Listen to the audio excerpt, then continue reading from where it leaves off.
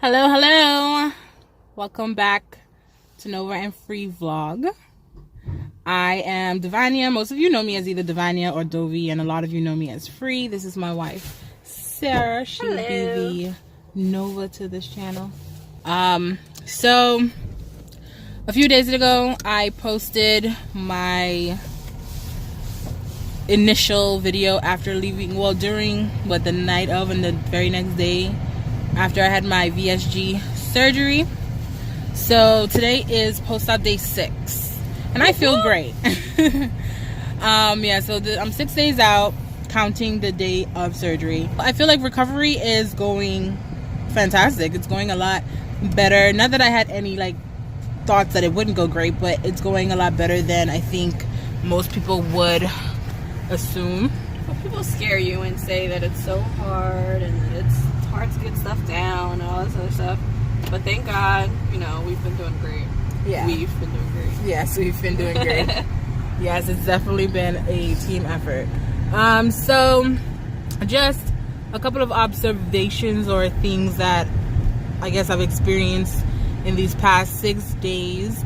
First of all, every day feels better. Every day feels better. So initially, the first 2 days, the day of my surgery and the very next day while I was in the hospital, I was pretty much out of it. I was pretty much asleep most of the time, and the times that I was awake, I pretty much was drowsy. She was walking with her eyes closed, y'all. Yeah. Walking like this. Yeah. It's crazy. So those 2 days were pretty much slept away.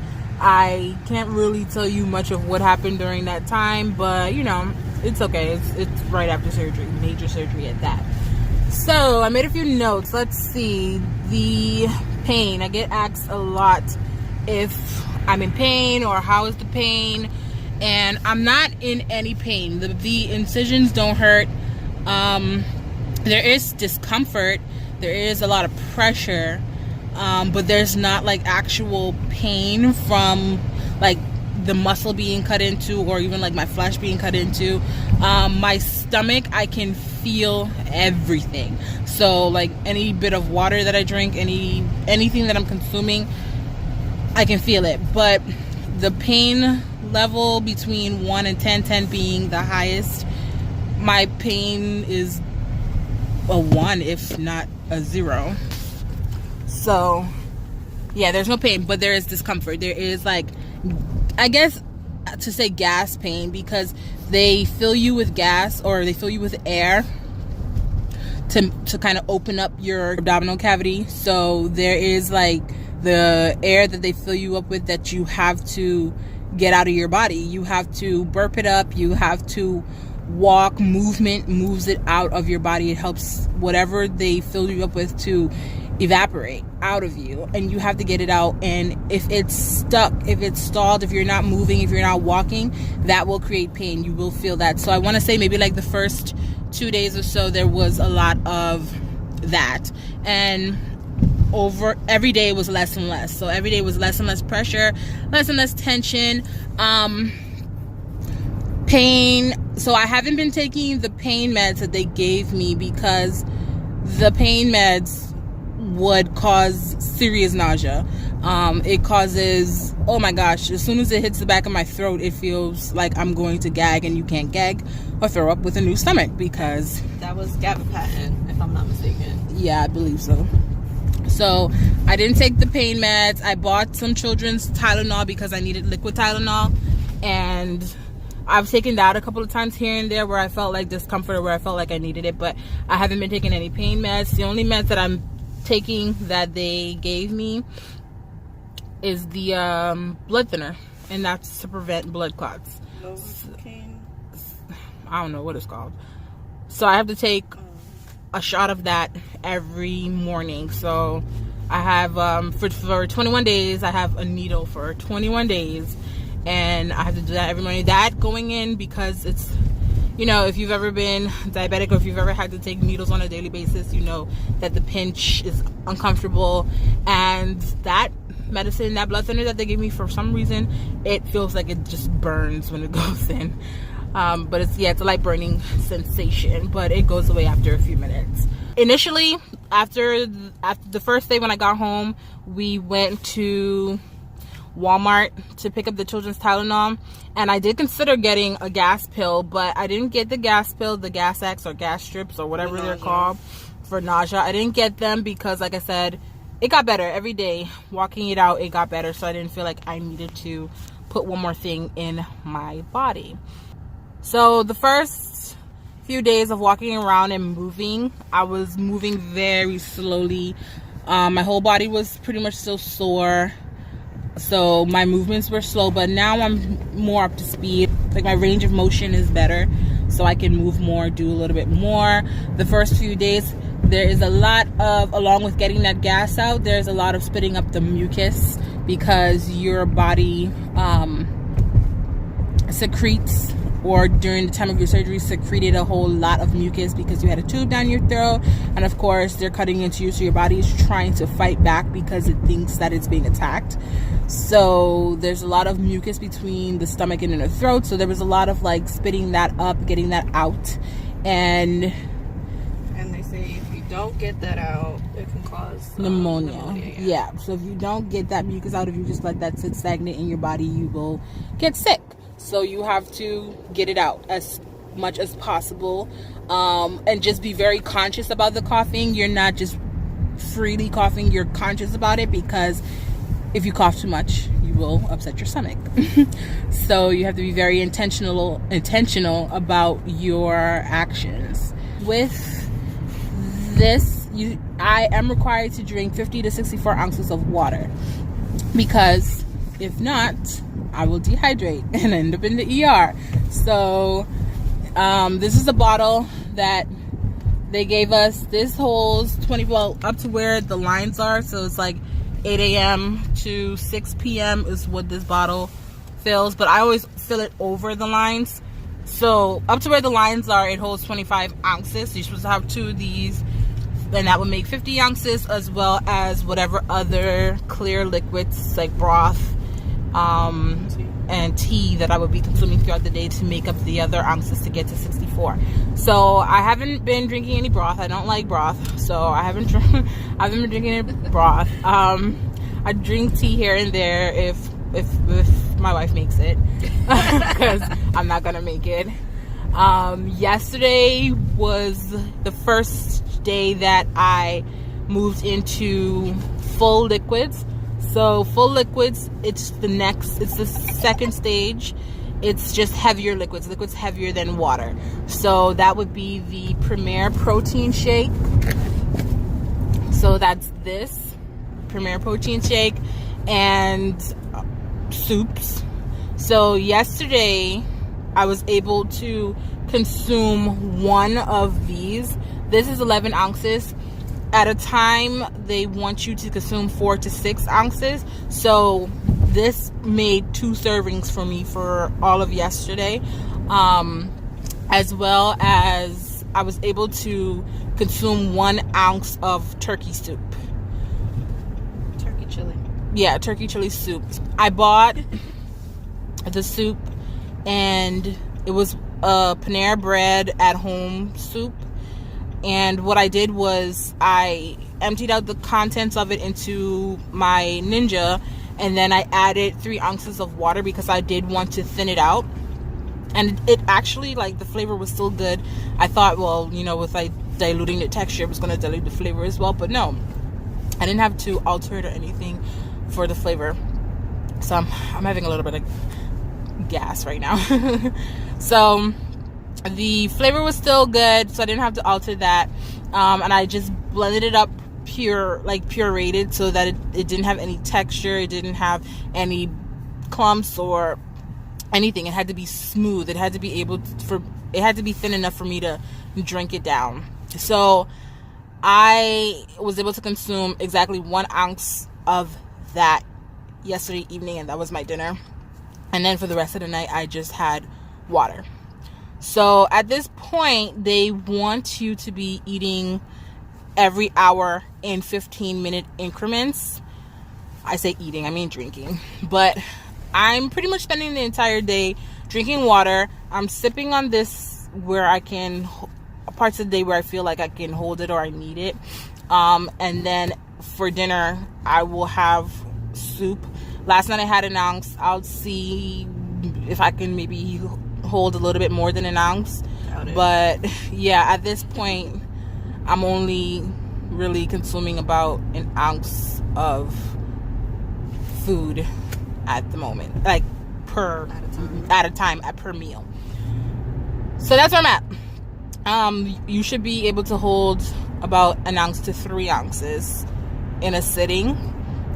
So I'm working my way up to the 3 ounces because I do need to take in a little bit more calories. How long did it take you to drink the soup or eat the soup? The soup took me half an hour. It took me half an hour to consume an ounce of soup. Yep.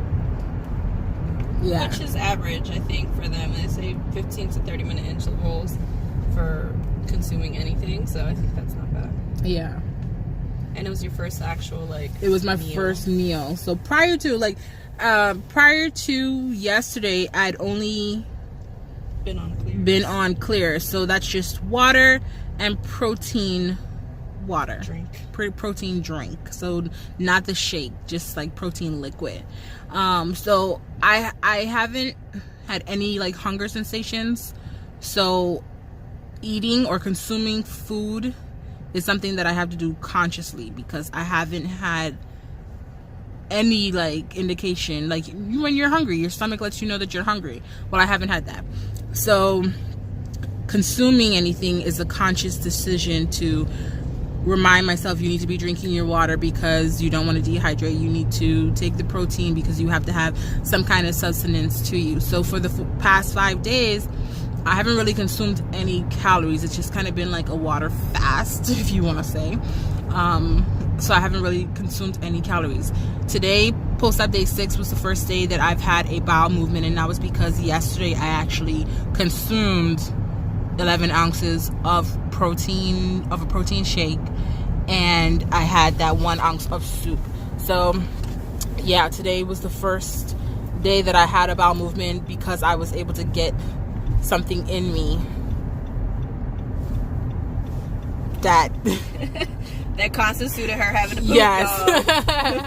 Yeah. She tried to be polite and politically correct. Yes. She didn't have to poop because she ain't had nothing in her belly, y'all. And that's normal.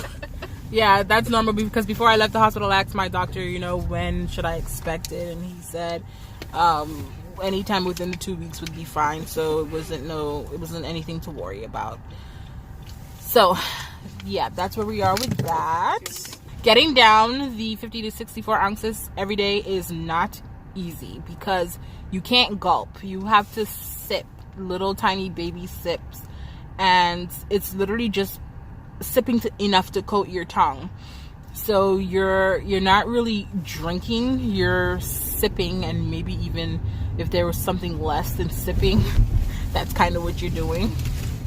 So getting all of that liquid down in the time that you're supposed to get it down is not always the easiest thing. So every day I don't hit 64 ounces. As long as you're about 40 to 50 ounces, you're okay. They want you to get to 64, but as long as you're about 40 to 50, and I want to estimate about 40 ounces for the first few days. Now I'm getting more down. So I'm just doing enough to not be dehydrated. So last night was the first night that I slept without a compression binder. So right after my surgery, before I even woke up from my surgery, they put me in a waist trainer, a compression binder, and the only time I take it off is to take a shower. And so I've been sleeping with it on. I have 2. I switched them out. And last night I asked the Facebook group. There's a surgical Facebook group with other people that have had the procedure, and there's a few nurses and things in the group. So I asked people, how soon was it that they started sleeping without the binder. Most of the men said that they took it off the very first night that they went home. Most of the women's answers were 3 days or a full week, and then there were some people that were like a month or 2. But on average, most of the women took it off after 3 to 4 nights. So last night was my post-op. Previously, post-op day 5 was when I decided to sleep without mine, and no. I don't like it. Without yeah, sleeping without it, when I woke up, I was so sore, and I hadn't been sore aside from the night of surgery and then the day after. So when I woke up, I'm sorry, without the binder, it did not feel good at all. I felt like my organs were just splayed all over the bed, and it made it harder to get out of bed, because when you get up, you pull yourself up from your torso, and I had just spent the night sleeping without that security, so it felt like my organs were everywhere. And so the last night I put my binder back on. So the binder just feels like it holds you together. It keeps you. It holds you. It makes you feel. It makes me feel more secure. And when I wake up, I don't feel so loose. So I prefer to sleep with the binder. There's parts of the day where I will have the binder off so that my body can breathe. But I prefer having the binder on just because I feel more secure, I feel more put together, and I don't feel like I'm just kind of splayed everywhere.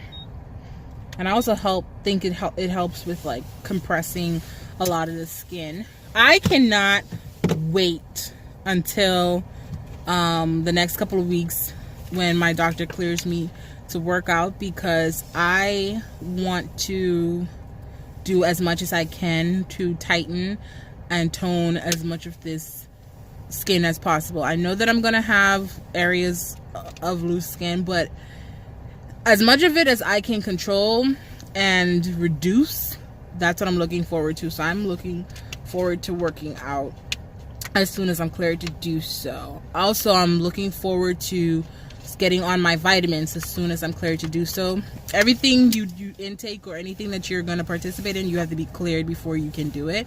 So getting the vitamins in, because I definitely want to be active in preventing as much hair loss as possible.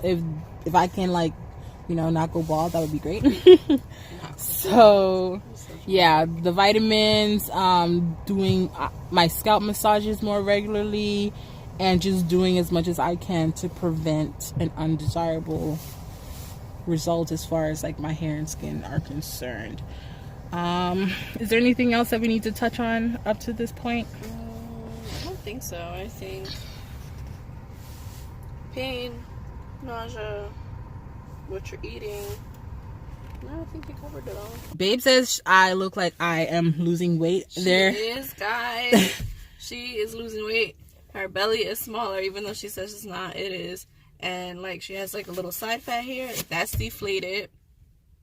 Yeah, so, today before I hopped in the shower, I did notice that like a lot of the side fat, like the side boobs and like the sides of my abdomen, I did notice that they have started to deflate, which is really exciting to actually see, because when you're fat, you don't often notice. You never really feel like you're losing weight, even if the scale says something different, even if your clothes are fitting differently. Sometimes you just don't feel like you've lost anything, and it's the fat girl mentality. I was just staring off. It's just a fat mentality. You don't think that you've lost anything worth anything. Like even before my surgery, the couple of weeks that I was on the liquid diet, yes, I did notice that my stomach had, for the most part, pretty much flattened out, and I noticed a few areas where I had lost a good bit of weight. However, I still felt the same. I still feel the same. But I'm starting to, do better with accepting and celebrating every pound lost, but it's not, it's a mental thing. A lot of this, 90% of this is mental. So it's just adjusting and learning and moving along with this whole process. So yeah, I think that is my update. I have not gotten on a scale again since the day of my surgery. So my original weight, let me give you the stats. My highest weight was 422 pounds. The first few months since I started like consultations with my doctor and all that, I was just maintaining. So I didn't gain anything, I didn't lose anything. January is when I kind of like buckled down and I decided, okay, I need to start actually losing and not just maintain, because, which I'll get into more, you can't gain in any weight. I'll get into that more when I do a video about what I had to do prior to getting approved and all of that. So 422 is my heaviest weight, starting weight. And then before surgery, so my surgery weight was 396. And my current weight is to be determined. I meet with my doctor on the 14th, and so that's when I'll do a weigh-in. Babe wants me to get on the scale now, but I'm just because I'm curious. But I understand why you won't. No, it's cool. But I just kind of want to see, because I can see it, so it's like I wonder what the numbers are. But I know that that's not the most important thing, you know. But yeah. I'm nosy. Yeah, I'm not ready to get on the scale yet. I'm not ready to see what the number is just yet. So I'm gonna wait until when I meet with my doctor on the 14th, and then I'll see what it is, and then I will post it on my weight loss calendar, which I will post to my Instagram every month if anyone is interested in keeping track with how much weight I'm losing. How tall are you? I am 5'5". So 5'5", your weight is supposed to be around 150-ish. There's some debate. Some people say 130, some people say 150, some people say 180. On average, I think most people around 5'5" should be about 150 to, I'll say 150 to 180 over the 130 to 150. So my goal is to, over time, work my way down to 180. I think that's where I want to be. So we'll see how this goes. But all right, that's my update, my post-op day 6 update. Hope you guys enjoyed, and feel free to leave any comments or questions down below. If you want to hit me up on Instagram, I get a lot of questions on Instagram. I have to go through like my DMs and all of that stuff and to actually respond to people. I've just been kind of resting and rehabilitating, so I haven't responded to anyone that's left me a message. There's no shade, I just have been trying to get my life together. But yeah, thank you for watching. I appreciate all of you. I appreciate all of the love and just kind words people have been sending me throughout this. And I will catch you guys in another video.